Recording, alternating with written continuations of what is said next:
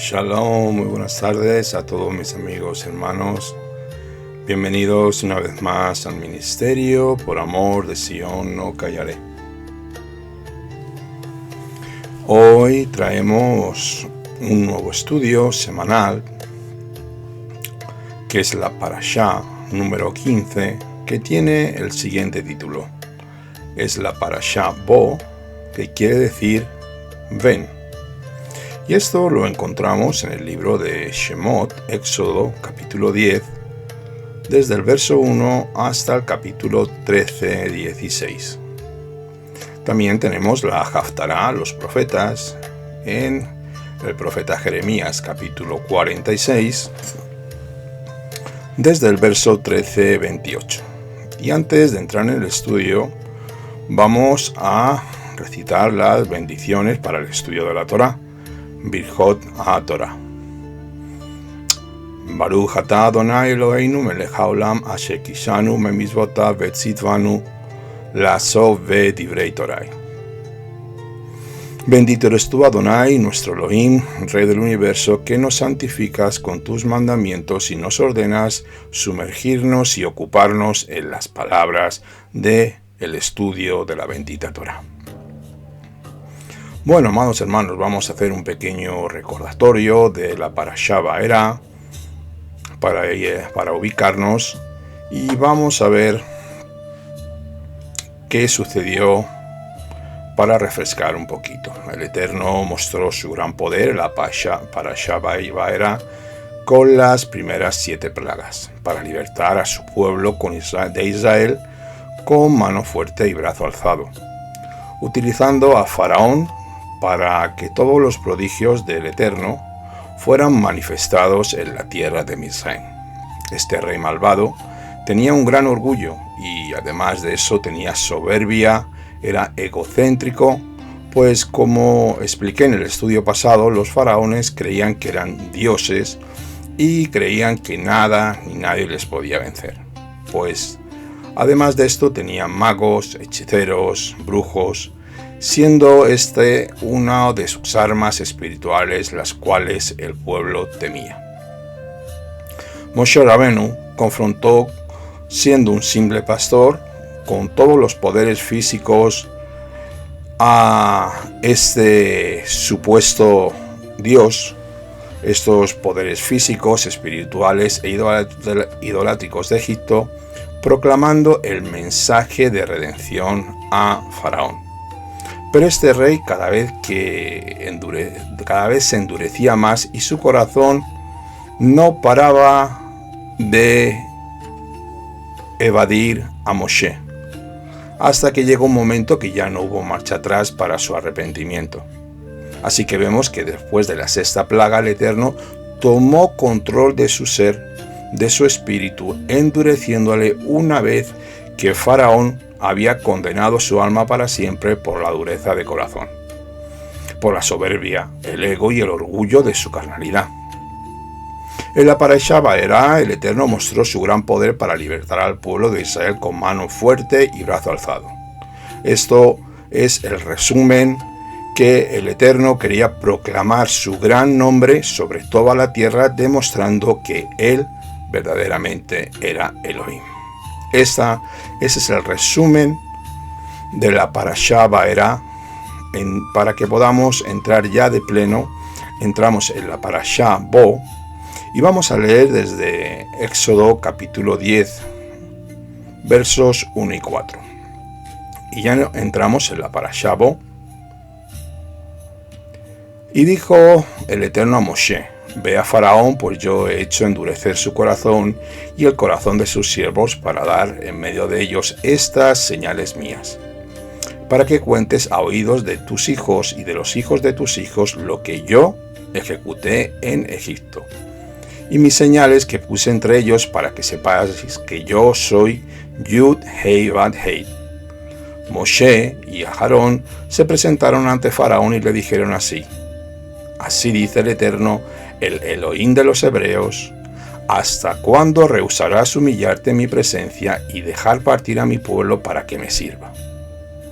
porque si tú aún rehusas dejar ir a mi pueblo, he aquí mañana traigo la langosta sobre tu territorio.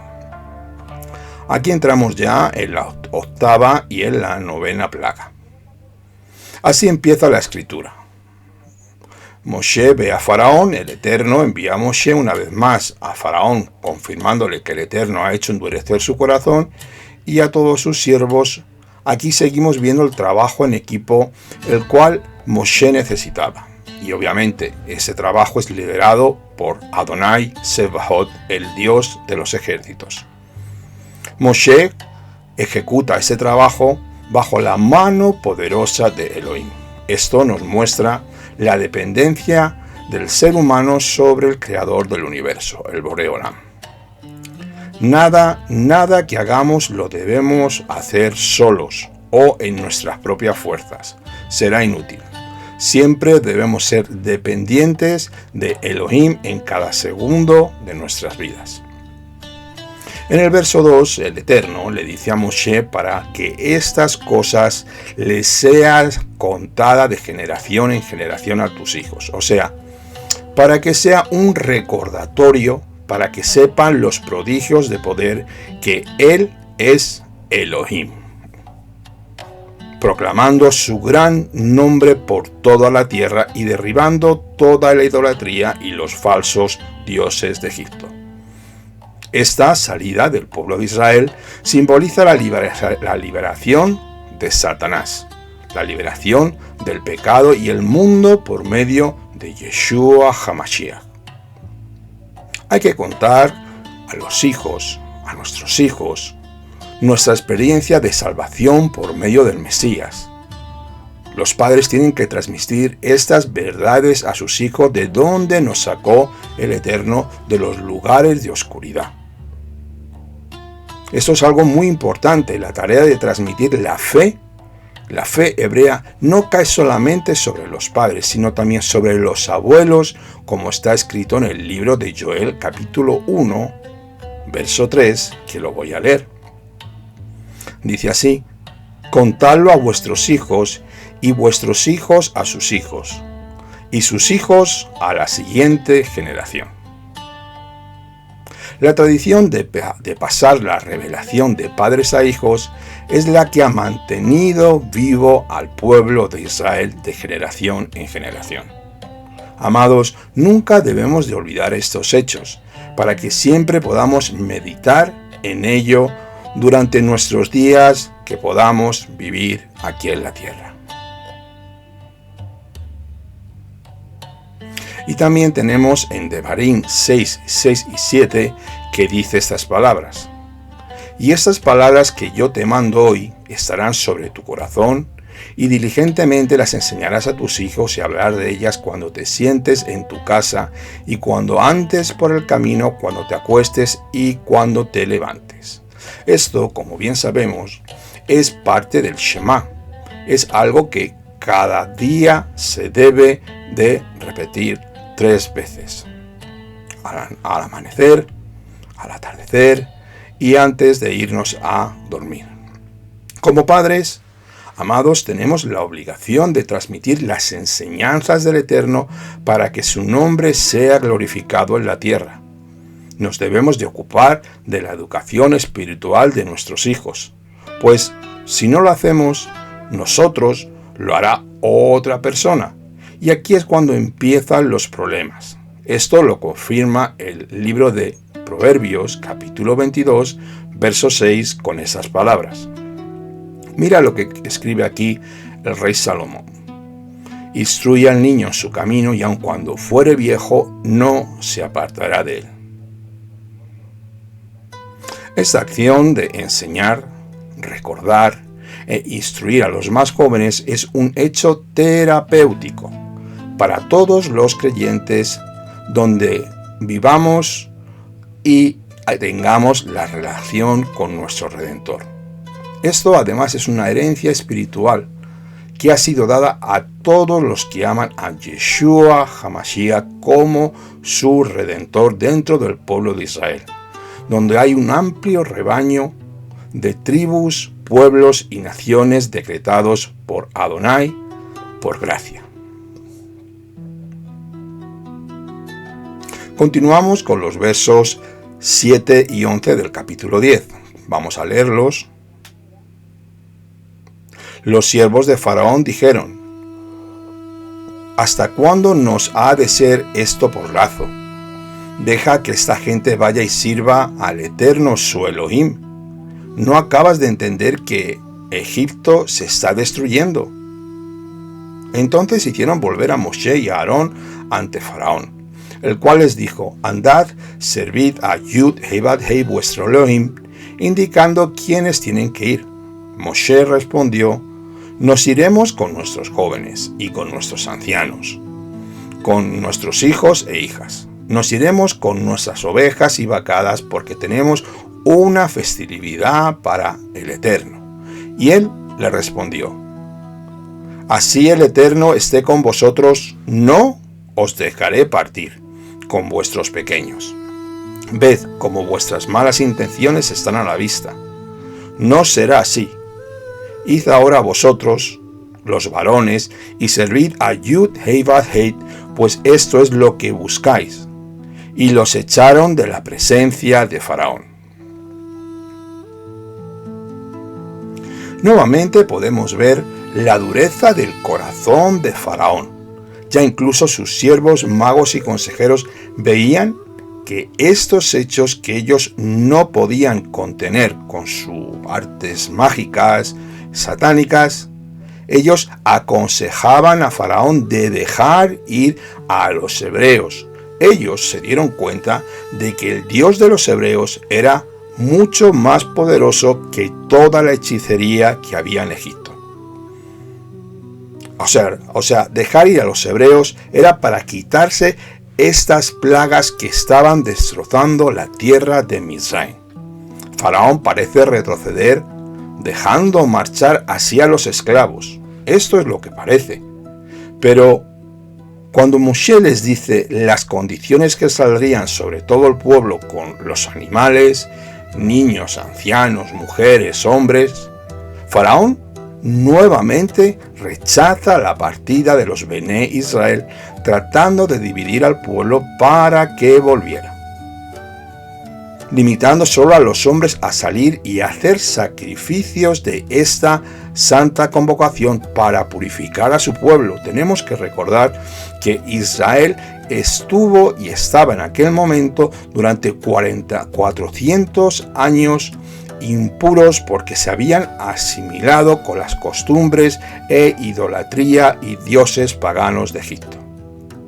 Tenemos que entender que esto es una artimaña de Satanás donde intenta dividir al pueblo de Elohim, siendo totalmente necesario la inclusión de todos los hebreos en esta santa convocación. Para celebrar las festividades siempre tenemos que tener tres cosas, las cuales vamos a ver. Primeramente, para celebrar una santa convocación tenemos que tener libertad física y espiritual. La segunda, la familia creada por Elohim. Y la tercera, el sacrificio de un animal, que es lo que va a purificar al pueblo. Sin estos tres, no es posible celebrar una verdadera fiesta a Adonai, donde Satanás intentará subyugar al ser humano siendo manipulado y desviado de la verdad de las enseñanzas de Adonai. El faraón quería hacer que las mujeres y los niños se quedaran en Egipto, según hemos leído, mientras que los varones se fueran a celebrar la fiesta al Eterno. Esto es algo totalmente imposible, amados. Si la esposa y los hijos no pueden estar con nosotros, no podremos celebrar una fiesta delante del Eterno. Los niños tienen que sentirse bienvenidos y acogidos en todas nuestras celebraciones. Si no lo están, no estamos haciendo bien las cosas. El faraón simboliza en este caso y en este momento a Satanás, el cual intenta hacer dos cosas. Primero, dividir la familia y apartar a los niños de los cultos a Adonai. Todas las celebraciones o cultos están diseñadas para que los niños puedan sentirse involucrados en ellas. Según mi humilde opinión, los niños y jóvenes deben estar con sus padres. Esta es una forma de dar ejemplo de orden y de amor dentro de la comunidad de Elohim. Los niños son muy queridos, pues ellos son la nueva generación de creyentes que tarde o temprano tomarán el testigo y serán luminarias de Yeshua, las cuales aportan vida a las comunidades, recibiendo la educación verdadera según la Torá, la instrucción divina.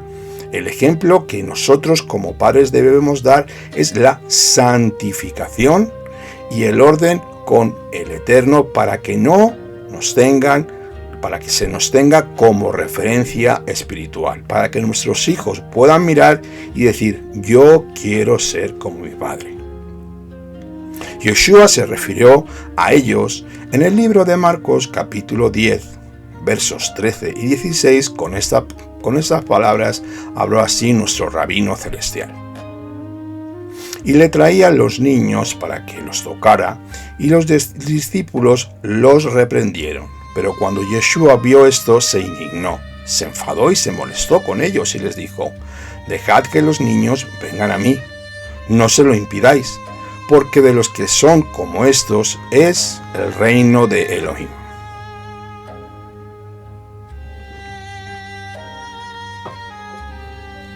Seguimos leyendo Shemot 10, verso 14, y vamos a ver la siguiente plaga. Y subieron las langostas sobre toda la tierra de Egipto y se asentaron en todo el territorio de Egipto, y eran muy numerosas. Nunca había habido tantas langostas como entonces, ni las habría después. En el libro de Joel 2:2 hay una referencia a una invasión de langostas en la tierra de Israel. Vamos a leer esta profecía. Joel 2:2 nos dice así: día de tinieblas y lobreguez, día nublado y de densa oscuridad, como la aurora sobre los montes se extiende un pueblo grande y poderoso. Nunca ha habido nada semejante a él, ni tampoco lo habrá después por años de muchas generaciones. Rashi nos hace una aclaración sobre la profecía que acabamos de leer del libro de Joel, que esa plaga de langostas fue más severa que la de Moshe. Pero no hubo contradicción porque la plaga de Joel está compuesta por numerosas especies de langostas en conjunto. Las especies Arbe, Yelek, Hasil y Hazam. Estas son las especies de langostas que el Eterno envió en el libro de Joel 2:2. Pero la plaga de Moshe Rabenu consistió en una sola especie, e igual a ella no hubo antes ni habrá después. También podríamos interpretar estos dos textos de manera que las dos plagas ocurrieron en dos países distintos, Egipto y la tierra de Israel. La promesa de que nunca será algo semejante se refiere solo a la tierra de Egipto. La plaga que se menciona en el libro de Joel está en la relación con la tierra de Israel. La promesa de que nunca será algo semejante, ya lo tenemos, se refiere solo a Egipto.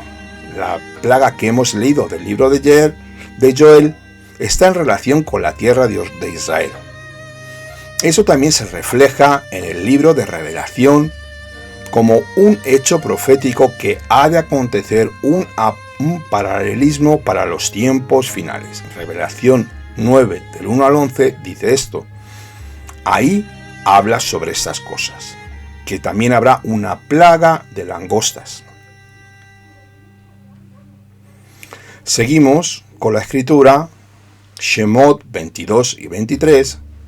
Entonces extendió Moshe su mano hacia el cielo y hubo densas tinieblas en toda la tierra de Egipto por 3 días. No se veían unos a otros, nadie levantó su mano por 3 días, pero todos los Bené Israel tenían luz en sus casas. Estos días de tinieblas o oscuridad, podríamos decir, apuntan a los 3 días de la muerte del Mesías. Este tipo de oscuridad no era como nosotros lo conocemos. Nadie se levantaba de su lugar aunque encendían velas, eran unas tinieblas densas, algo que se podía incluso hasta palpar, algo que los egipcios temían para mostrar el poderío del Elohim de Israel. Todo lo contrario al pueblo de Israel, que tenía la luz de Adonai en sus casas.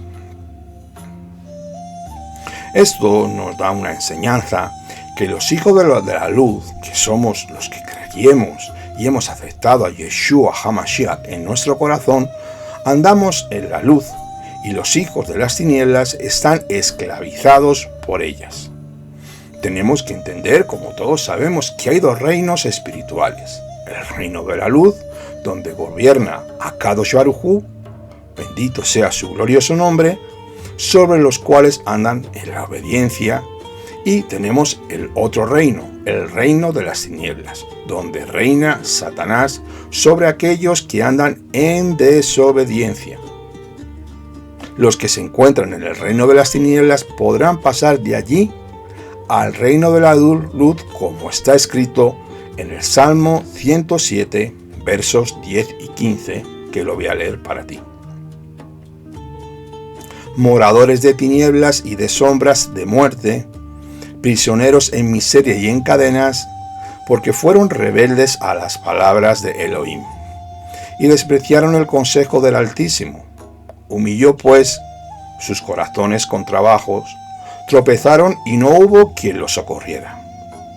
Y también encontramos en el libro de Mashe Ashelihim, capítulo 26-18, capítulo de Hechos, que dice estas palabras: para que abra sus ojos a fin de que se vuelvan de la oscuridad a la luz, y del dominio de Satanás a Elohim, para que reciban por la fe en mí el perdón de pecados y herencia entre los que han sido santificados.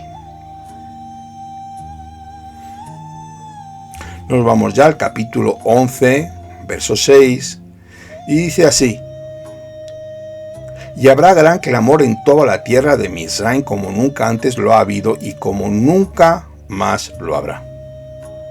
En los Aharit Hayamim, los cuales estamos viviendo en los últimos tiempos, hay una gran profecía para la tierra de Egipto, donde muchos corazones serán juzgados, y Adonai Sebaot mostrará su salvación para todos aquellos que quieran doblar la rodilla.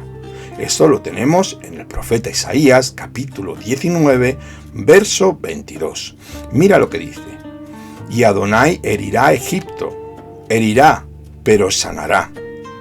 Y ellos volverán al Eterno, y Él les responderá y los sanará.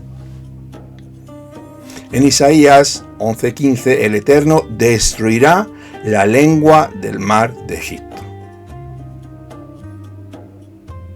A pesar de estas heridas que se verán en el futuro no muy lejano, no va a haber un grito en Egipto como aquella noche cuando todos los primogénitos fueron muertos. Recordamos.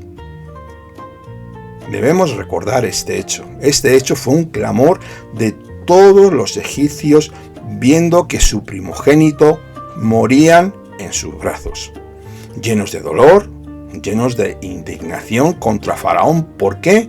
Porque Faraón no se quería humillar ante el Elohim verdadero, el Elohei Israel.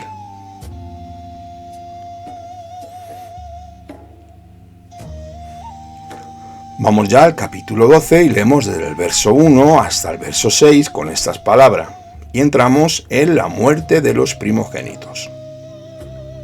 Y habló Yud e Vav-Heit a Moshe y a Aarón en la tierra de Misraim, diciendo: este mes es para vosotros principio de mes, sea este para vosotros el primero de los meses del año. Hablad a toda la congregación de Israel, el día 10 de este mes tome cada uno un cordero según sus familias paternas, un cordero por hogar, y si la familia es pequeña para a un cordero, entonces él y su vecino más cercano a su casa tomen uno según el número de las personas. Dividiréis el cordero según lo que coma cada uno. Vuestro cordero será sin defecto, macho de 1 año, lo tomaréis de las ovejas o de las cabras, y lo tendréis encerrado hasta el día 14 de este mes. Y toda la Keilah, la asamblea, la congregación de Israel, lo inmolará al atardecer. El mes de Aviv ha sido establecido o preestablecido por el Eterno como el primero de los meses del año.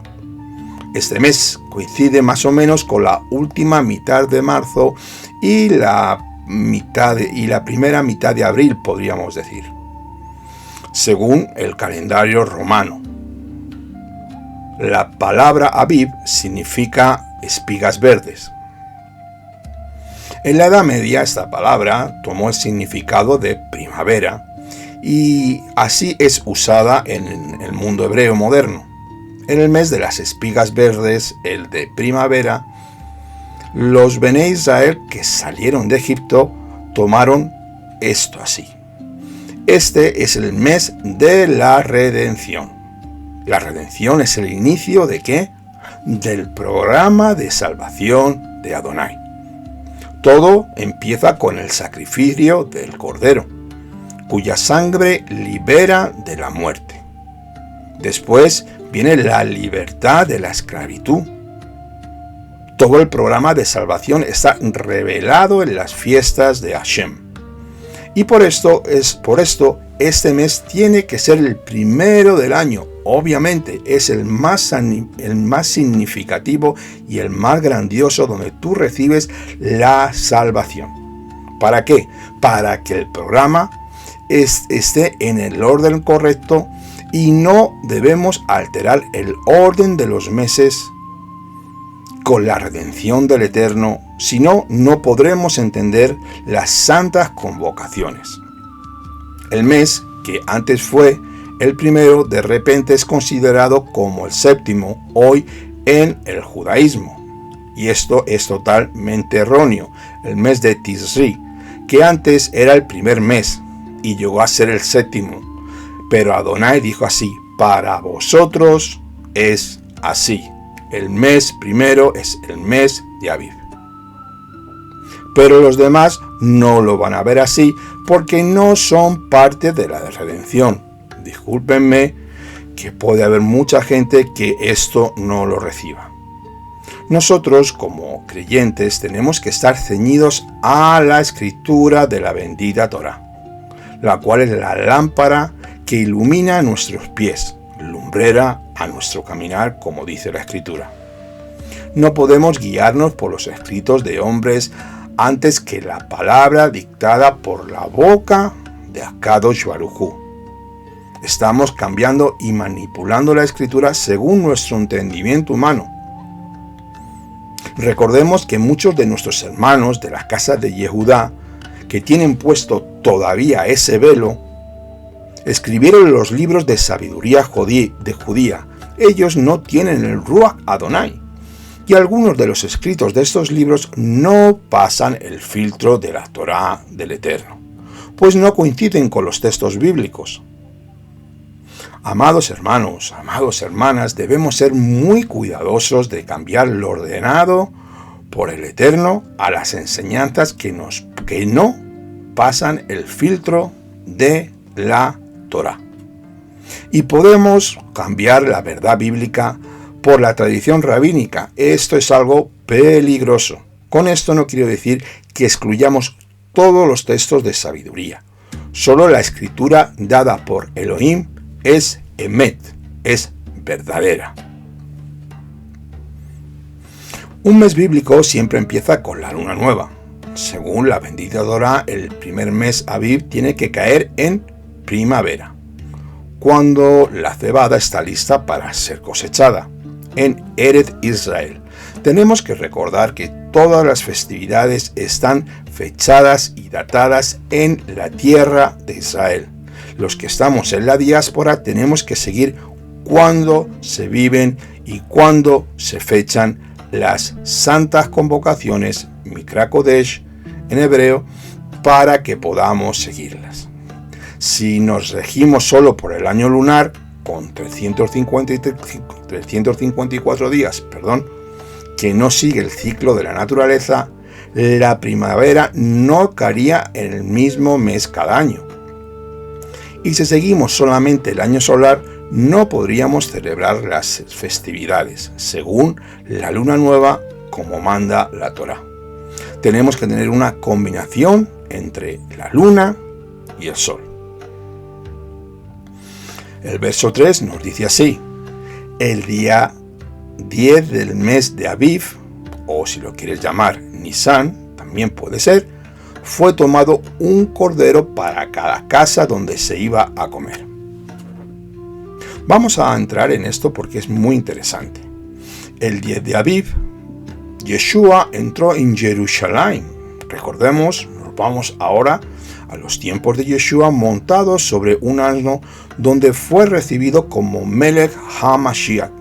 Recordamos toda la gente con las palmas, con las palmeras, que clamaban Hosiana, Hosiana, Ben David, como está escrito en el libro de Yohanan 12, del verso 12 al 15, con estas palabras. Al día siguiente, una gran multitud que había llegado a la fiesta, oyendo, Yeshua viene a Jerusalén. Tomaron las ramas de palmeras y salieron a su encuentro y clamaban, Hosiana, bendito el que viene en el nombre de Adonai, Melech Israel. Yeshua halló un asnillo y montó en él, como está escrita: no temas, hija de Sión, he aquí tu rey viene montado en un pollino de asna. Un cordero para cada casa debe ser apropiado por el cabeza de familia, por el padre, de una forma alegórica, proporcionado todo lo necesario para que la salvación de Yeshua llegue a su familia, haciendo todo lo posible para que esto suceda dentro del ámbito familiar. El verso 5 del capítulo 12 nos dice así: el cordero será macho, un macho sin defecto de 1 año, lo apartaréis de entre las ovejas o de entre las cabras. Vamos a ver ahora, la palabra hebrea para cordero es se, que significa la cría de la oveja o también de la cabra. Así que el cordero podría ser de cualquiera de estas dos clases de animales.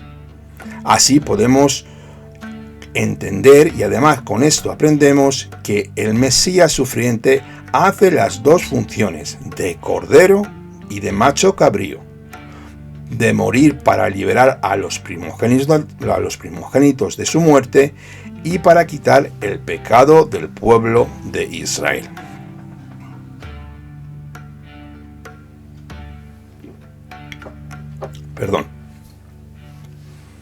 Yohanan, el primo de Yeshua, lo declaró delante de todos cuando estaba en el río Jordán con estas palabras. Yohanan 1:29 nos dice así: he ahí el Cordero de Elohim que quita el pecado del mundo. Este cordero alude al sacrificio de Pesaj, que no quitaba el pecado, sino liberaba de su muerte. Lo cubría por un tiempo, y la frase que hemos leído, que quita el pecado del mundo, hace alusión al sacrificio de Yom Kippur con el otro animal que hemos dicho anteriormente, con la cabra o el macho cabrío.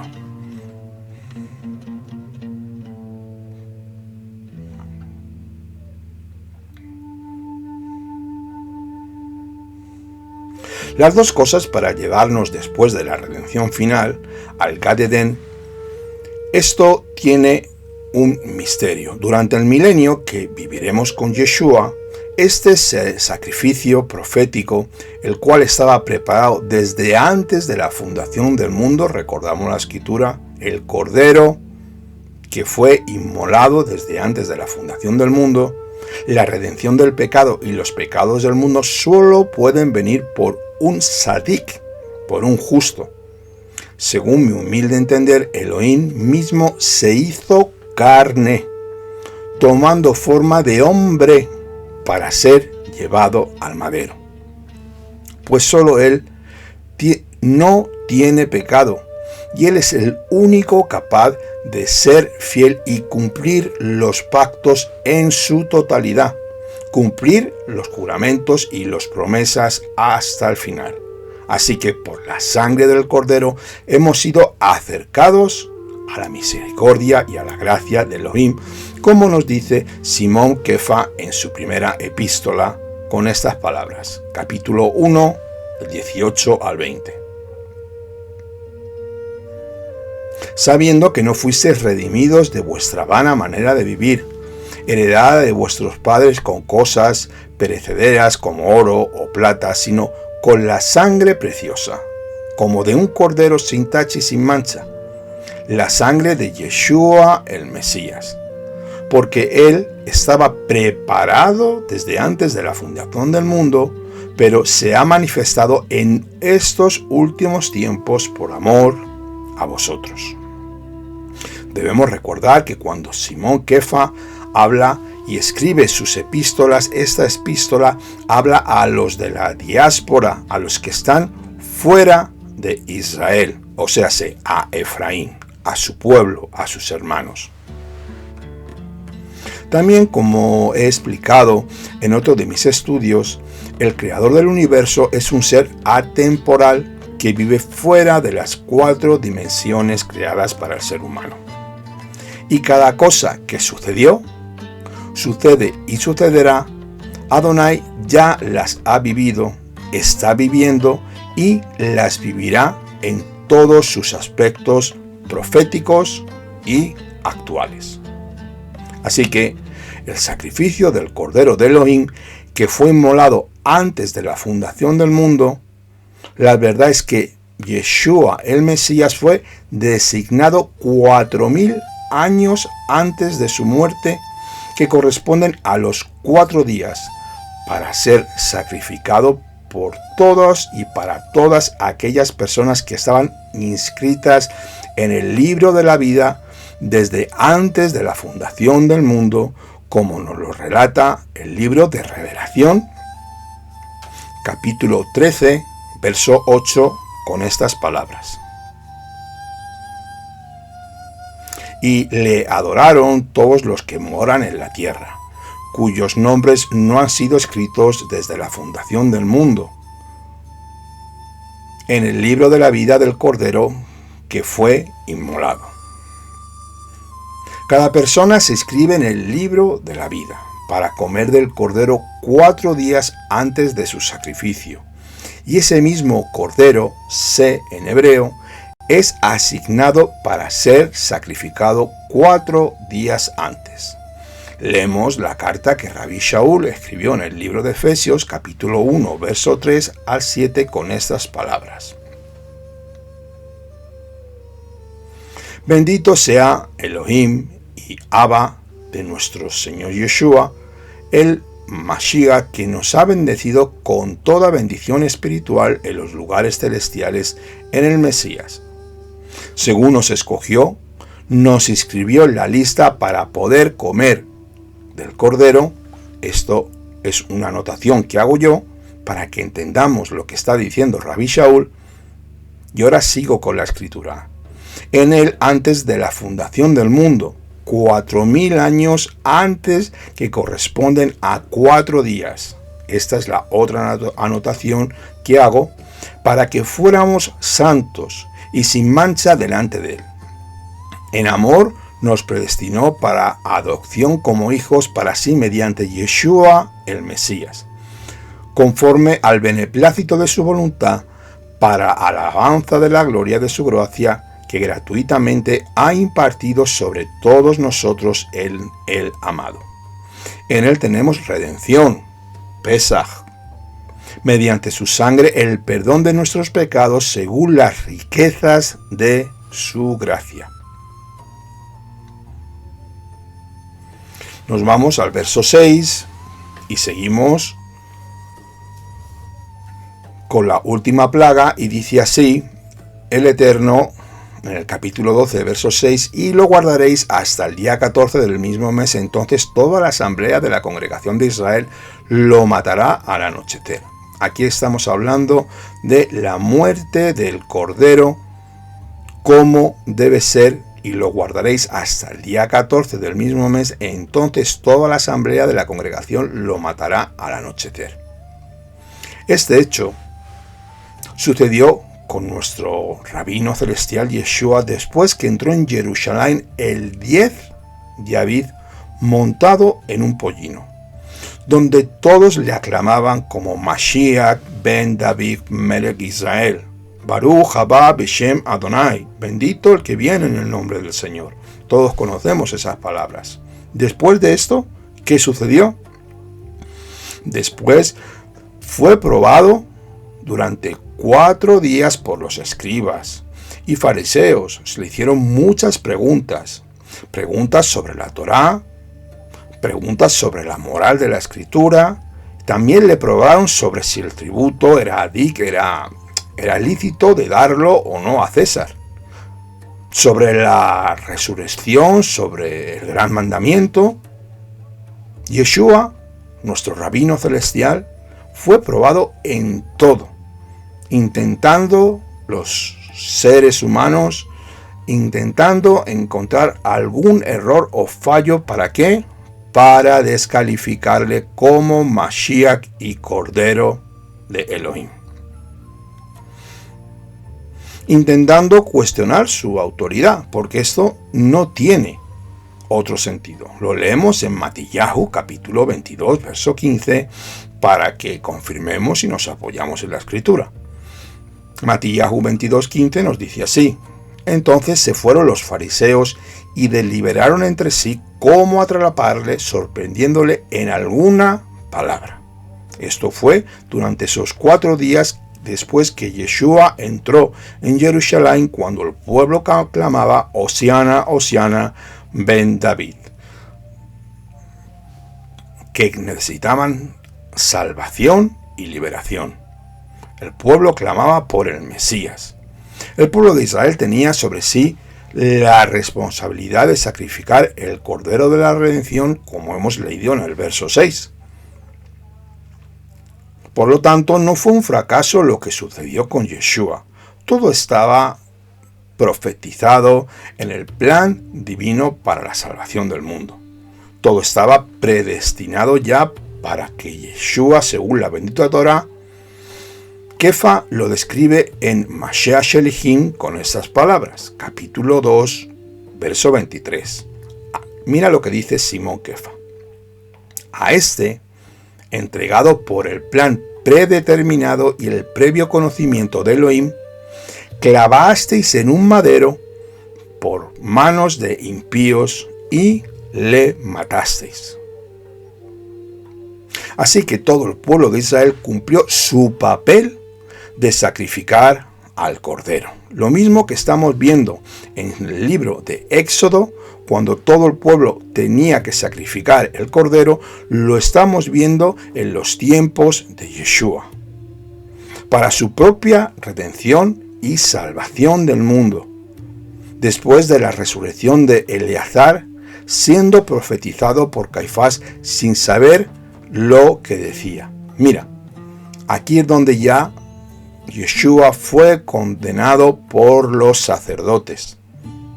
Yohanan 11, 49 al 53 nos dice esto: pero uno de ellos, llamado Caifás, que era sumo sacerdote ese año, les dijo: vosotros no sabéis nada, ni tenéis en cuenta que os es más conveniente que un hombre muera por el pueblo y no que toda la nación perezca. Yeshua iba a morir por toda la nación. Nos vamos ya con el verso 7. Después que la congregación mata al Cordero, dice estas palabras.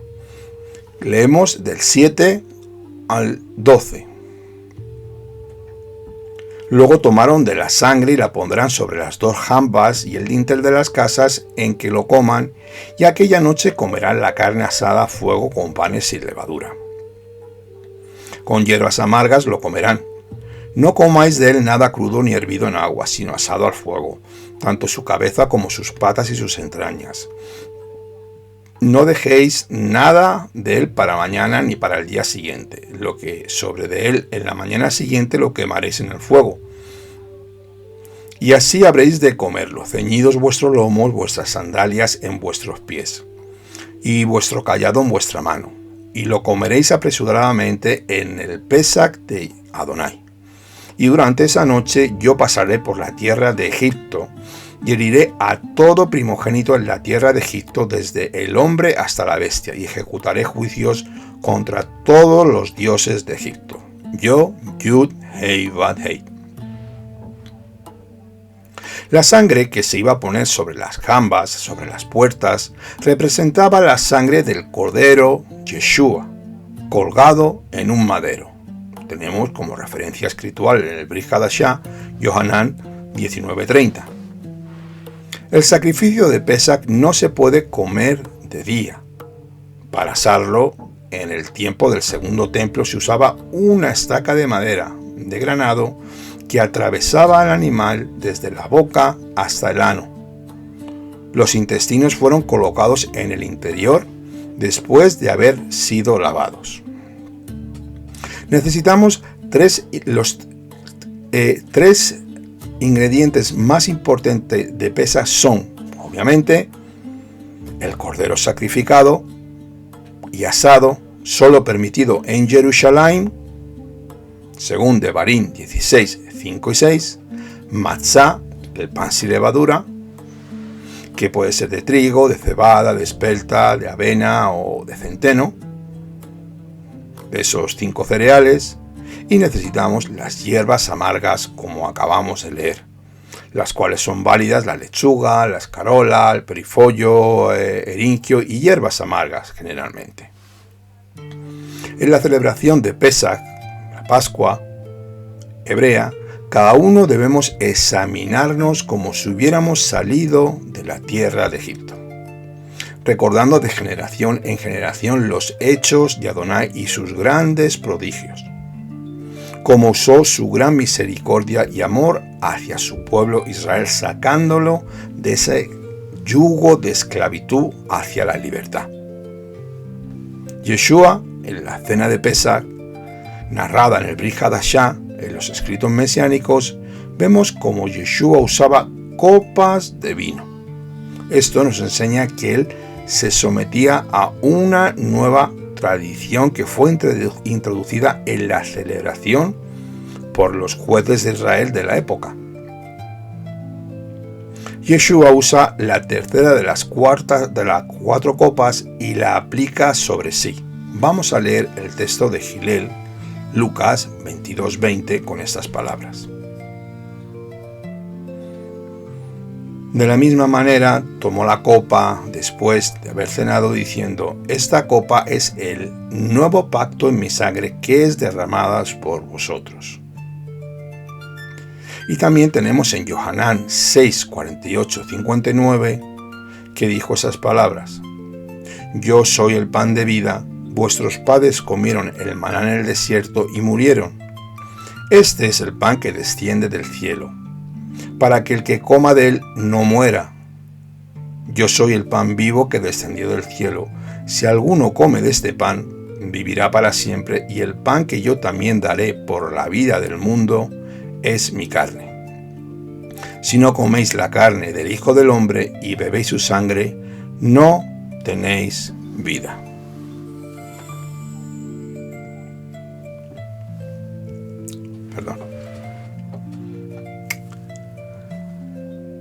La aplicación profética de Yeshua de comer su carne y beber su sangre podría ser algo impactante para muchas mentes indoctas y que leen esto por primera vez. Comer su sangre y beber su propia sangre tiene una clara relación con la celebración de la festividad de Pesach. la festividad de la liberación del pueblo y del ser humano. Para todos los creyentes en Yeshua, la sangre del Cordero trajo libertad a toda la humanidad. Pesach debía celebrarse con toda la ropa. Acordamos, vemos que nos dice la Escritura, con la ropa puesta y preparados para salir en cualquier momento, sin dejar nada en el plato del Cordero de Pesach, y si fuera así, se debía de quemar. Si alguien quedaba, si no se comía todo el cordero, el restante que quedaba del animal se tenía que quemar. Esto nos enseña la importancia de recibir todo lo que el Mesías es en nuestras vidas. No podemos decir que queremos solamente una parte de él. No podemos decir que solo queremos su sangre para ser libres de la muerte, pues nuestra herencia que hemos recibido por la misericordia, la cual es por gracia, debemos aceptarla en toda su plenitud.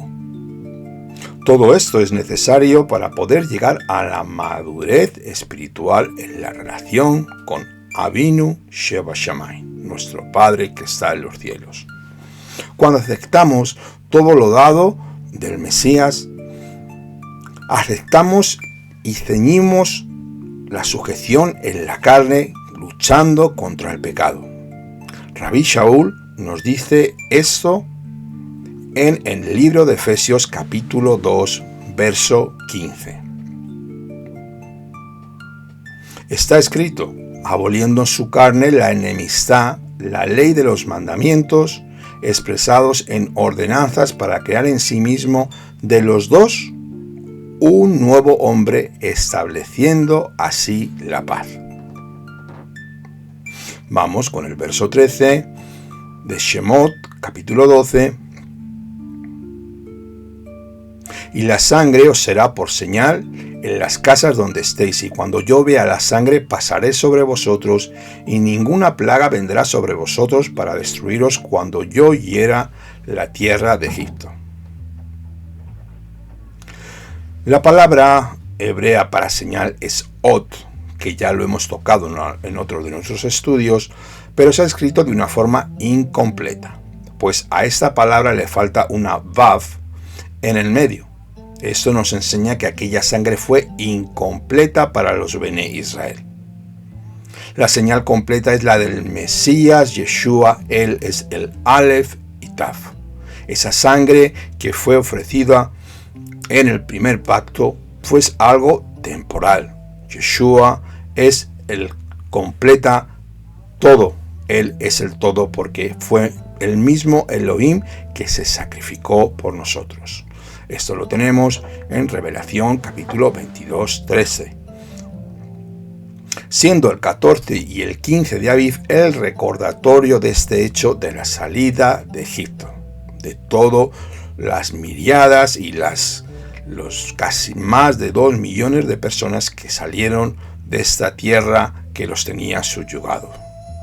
Según Números 33.3 nos da esta fecha. Por esta razón, el día 15 es un día festivo hacia Adonai. Es una santa convocación, Mikra Kodesh, donde está prohibido trabajar para todo el mundo. Es un tiempo de meditación.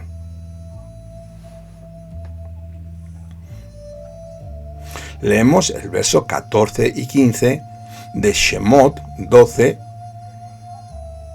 Dice, y os será un día memorable, y lo celebraréis como una fiesta solemne al Eterno, pero por vuestras generaciones, por estatuto perpetuo lo celebraréis. 7 días comeréis panes sin levadura. Desde el primer día haréis desaparecer la levadura de vuestras casas, porque cualquiera que coma pan leudado, desde el primer día hasta el 7º, esa persona será cortada de Israel, será caret. También tenemos una puntuación, una anotación que nos hace Rashi y nos habla sobre esto. Rashi se refiere al día previo a la fiesta del día 15.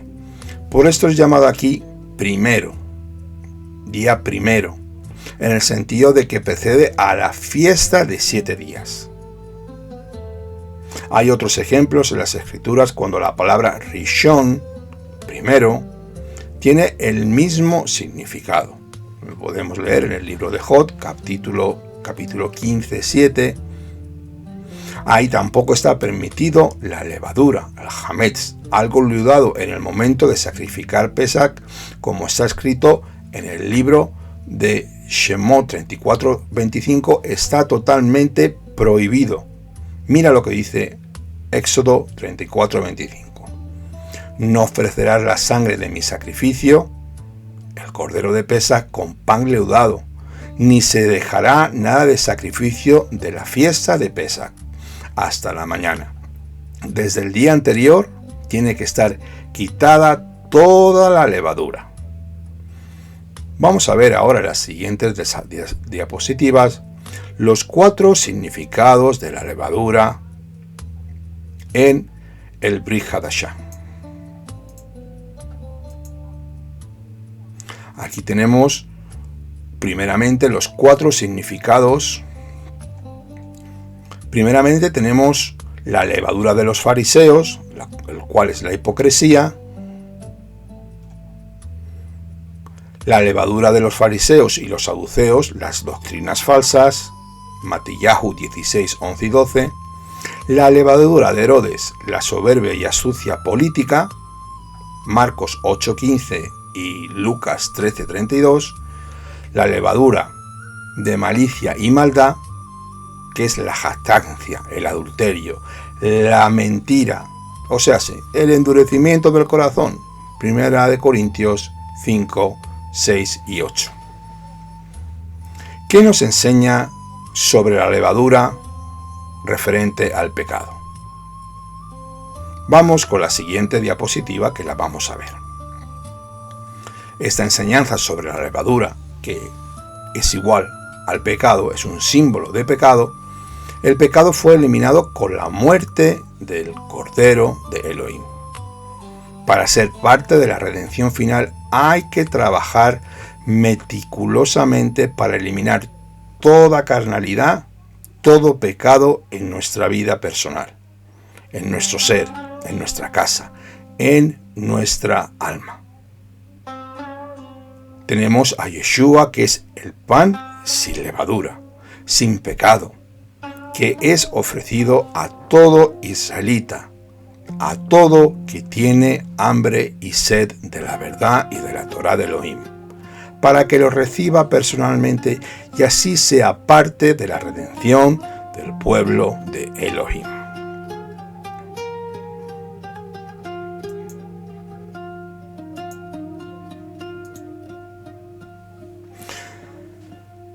Vamos ya con el verso 16 del capítulo 12. Dice: en el primer día tendréis una santa convocación y otra santa convocación en el séptimo día. Ningún trabajo se hará de ellos, excepto lo que cada uno deba comer. Guardaréis el pan ácimo, porque en ese día saqué yo vuestros ejércitos de la tierra de Egipto. Por tanto, guardaréis este día por todas vuestras generaciones como ordenanza perpetua. El proceso de fermentación en el pan representa, como he dicho anteriormente, el pecado.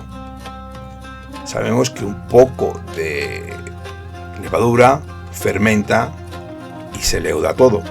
El pecado está simbolizado por la esclavitud en Egipto.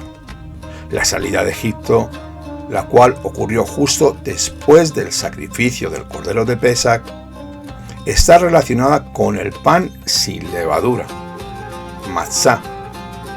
Esto nos enseña que la muerte del Mesías produce libertad de la esclavitud del pecado. El sacrificio del Cordero era la condición para poder celebrar Pesach. Si una persona no se apropia de la muerte del Mesías, nunca podrá ser liberada. Tenemos que tomar el sacrificio desde la cabeza hasta la cola, tomarlo como nuestro para poder salir de la esclavitud del pecado. No podemos quitar nada de Yeshua. Esto no es un buffet libre. amados míos. Tenemos que entender esto, tenemos que pensar con la mente de Yeshua, como nos dice la Escritura. Vamos ya con el verso 21. Entonces Moshe convocó a los ancianos de Israel y les dijo: sacad del rebaño corderos para vosotros según vuestras familias y sacrificad el Pesa. Esta celebración de la fiesta de Pesach fue una obra de fe, porque antes de salir los Bene Israel ya celebraron su libertad. La fe habla y actúa según las cosas que no son como si fuesen, y así deben de suceder. Verso 23. Aquí sigue Moshe hablando, pues el Eterno pasará para herir a los egipcios, y cuando vea la sangre en el dintel y en los postes de la puerta, Adonai pasará de largo aquella puerta, no permitirá que el ángel destructor entre en vuestras casas para heriros. Y sucederá que cuando vuestros hijos os pregunten: ¿qué significa este rito para vosotros? Bien, hablemos de este ángel destructor. Este ángel destructor del Eterno tenía una misión muy especial, donde iban a morir todos los primogénitos, donde no estuviera esta marca de la sangre del cordero sacrificado. Un cordero sin mancha y sin defecto, librándolos de la muerte, tanto de hombre como de animales. De la muerte de los primogénitos. Esto también sirve para que sea recordado de generación en generación. ¿Para qué? Para recordar los grandes hechos y proezas que Adonai hizo con su pueblo, sacándolos con brazo poderoso y mano alzada. Y cada vez que se cuente una reflexión personal para todos los creyentes, es un hecho de fe que nunca podemos olvidar, de los decretos y estatutos que el Eterno nos ha ordenado. Esto lo tenemos en Devarim 6:20, pues el ser humano, por el pecado en el Edén, somos seres olvidadizos. Devarim 6:20. Vamos con el verso 43. Y el Eterno dijo a Moshe y a Aarón: esta es la ordenanza de Pesach, ningún extranjero comerá de ella. Si ha de comer en una misma casa, no sacaréis nada de la carne fuera de la casa, ni quebraréis ninguno de sus huesos. Toda la congregación de Israel la celebrará. Este verso 43 se refiere a un apóstata del pueblo de Israel o a un gentil. En el verso 47 se refiere a todos aquellos gentiles que han recibido a Yeshua en su corazón y tienen la circuncisión del corazón. Pueden hoy en día participar de Pesach, pues la conversión no es solamente en el Brit Milá, sino verdaderamente es la conversión celestial por el acto de fe en Yeshua HaMashiach sin tener que pasar por la circuncisión de la carne.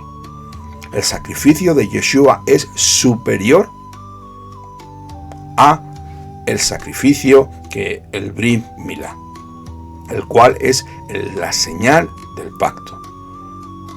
Hay varios requisitos, vamos a recordar aquí, para la conversión mesiánica que ahora vamos a ver en la siguiente diapositiva. He querido sacar 7 pasos que constituyen la puerta, la entrada para un gentil que hace la conversión mesiánica para tener confiadamente vida y ser parte del pueblo de Israel de una manera espiritual. Lo vemos seguidamente. Nosotros hemos sido injertados en el buen olivo. Vamos a ver estos 7 pasos para la conversión mesiánica en Yeshua en la siguiente diapositiva.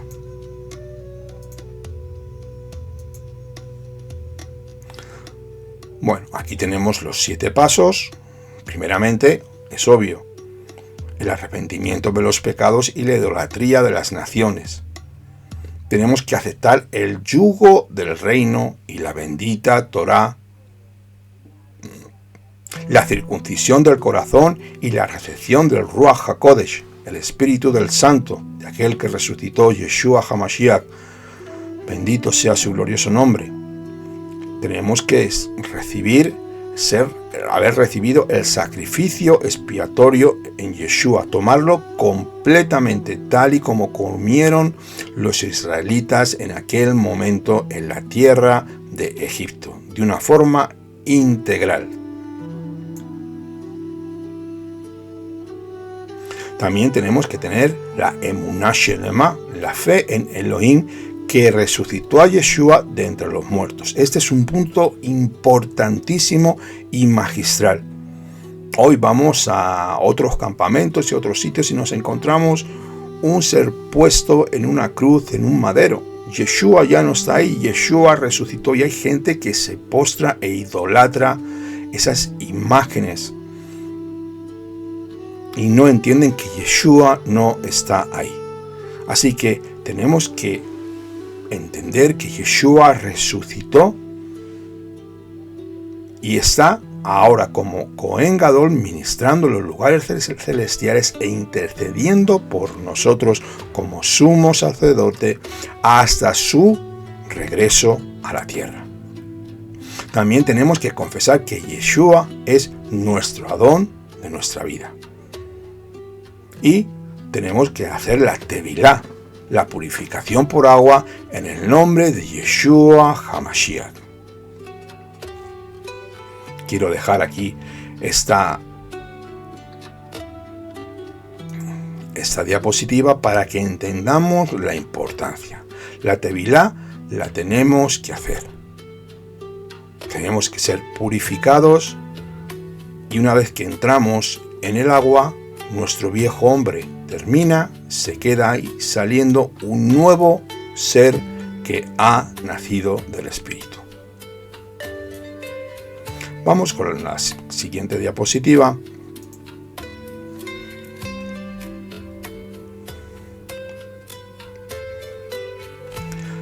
Mira lo que dice Rabbi Shaul sobre todo este tipo de cosas. Rabbi Shaul en el libro de Romanos, capítulo 2, 29, se hace una autorreflexión. Y es esto: sino que es judío el que lo es interiormente, y la circuncisión es la de corazón, por el Ruach, no por la letra, la alabanza del cual no procede de los hombres, sino de Elohim. Rabbi Shaul nos explica muy bien de cuál es la verdadera conversión y la verdadera circuncisión en el corazón.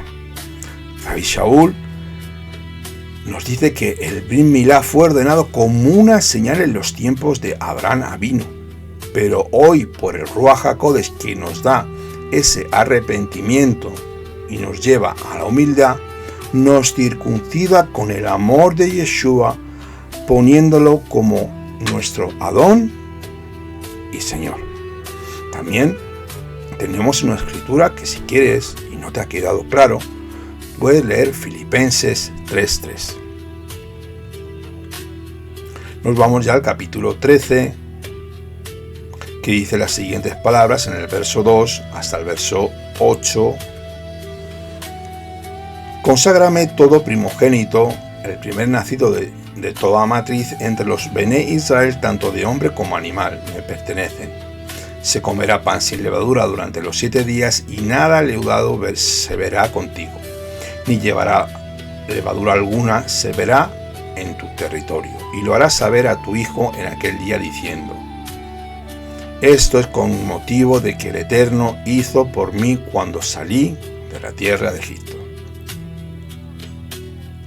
El Eterno tenía un propósito con todos los primogénitos, tanto de hombre como de bestia, para que fueran dedicados para Él. Ellos estaban destinados a morir, pero gracias al precio del rescate, la sangre del Cordero, fueron redimidos de esa muerte. Por esta razón, Adonai los consagró de una manera especial para sí mismo, siendo esto una señal profética a la redención de nuestro Adón Yeshua HaMashiach. Debemos recordar que debemos sacar el pecado de nuestro cuerpo, alejarlo como hicieron los israelitas comiendo ese pan ácimo sin pecado durante 7 días. En el verso 8 nuevamente tenemos la obligación de recordar lo que es la Haggadah, la historia de nuestro pueblo. La salida y primeramente la esclavitud y la salida de Misraim, de Egipto. Esa Haggadah de Pesach, recordando todos los prodigios hechos con Adonai, con mano poderosa y brazo fuerte, sacando a su pueblo de la esclavitud y libertándolos con gran amor.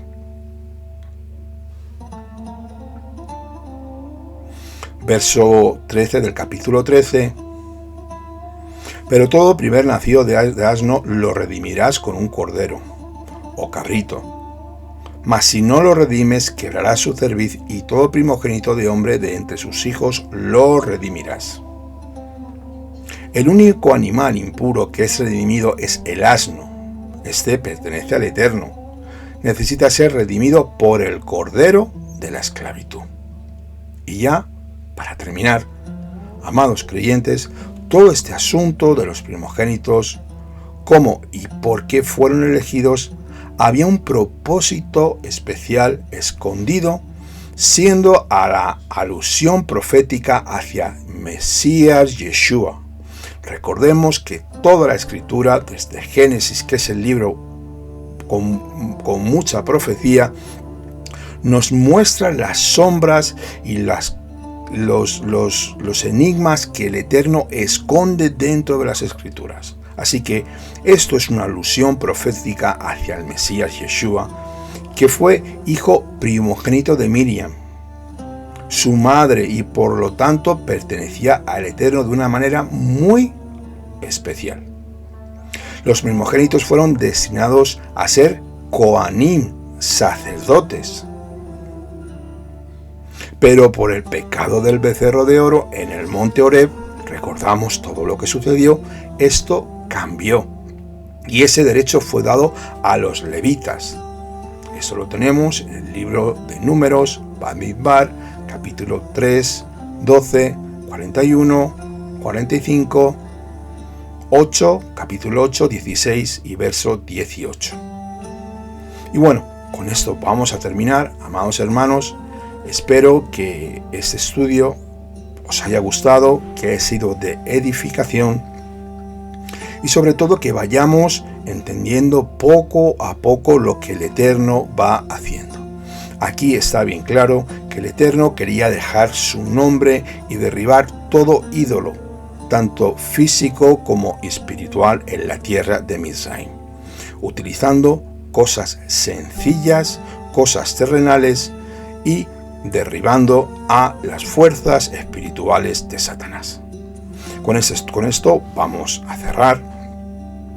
Quiero daros gracias por vuestro tiempo. Por favor, si te ha gustado este estudio, dale al like. Si lo quieres compartir con algún amigo o con algún hermano, por favor, compártelo. Si te quieres suscribir a nuestro canal, eres más que bienvenido. Así que bueno, ya me quiero despedir de todos vosotros, pero antes vamos a hacer una pequeña oración. Antes, recordaros también que si te ha quedado alguna duda, tienes alguna pregunta que hacernos, por favor, escríbenos por correo electrónico, deja tus comentarios también, para que todos vayamos viendo y esta familia vayamos creciendo. Ahora sí, vamos a entrar en tefilá, vamos a dar gracias al Todopoderoso y vamos a bendecir para que este estudio sea glorificado su nombre, en el nombre bendito de Yeshua. Si quieres unirte en oración conmigo, eres bienvenido.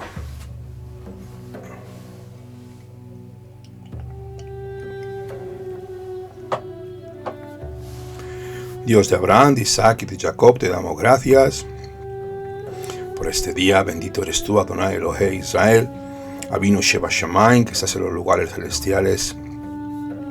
Bendito eres tú, Señor. Gracias te damos, Señor, por tu amor, por tu misericordia, que haces misericordia a miles de millones de personas todos los días, perdonándonos nuestros pecados, porque somos seres humanos, somos débiles, pecadores.